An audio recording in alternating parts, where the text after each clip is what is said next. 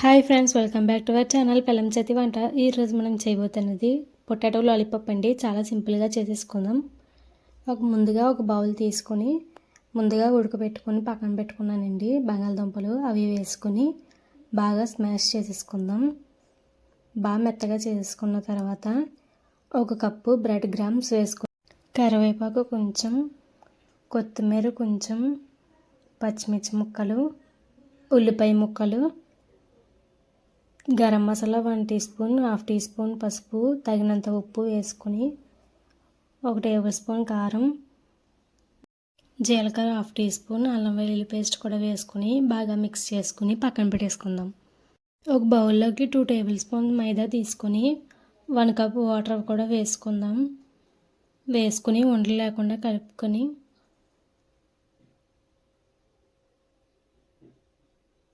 పక్కన పెట్టేసుకుందాం. మొత్తం 3 మిశ్రమాలని తీసుకొని ఉండల కింద చేసుకొని మొత్తం మిశ్రమాన్ని అన్నీ ఇలా ఉండల కింద చేసేసుకుందాం. చేసుకుని పక్కన పెట్టేసుకుందాం. స్టవ్ వెలిగించి కడాయి పెట్టుకొని తగినంత నూనె వేసుకుని నూనె బాల్స్ కింద చేసుకున్నాం కదండి, అవి వేసుకుని మొత్తం వేసేసుకుందాం. జాయిగా వేసుకోవాలండి, లేదంటే విడిపోతాయి.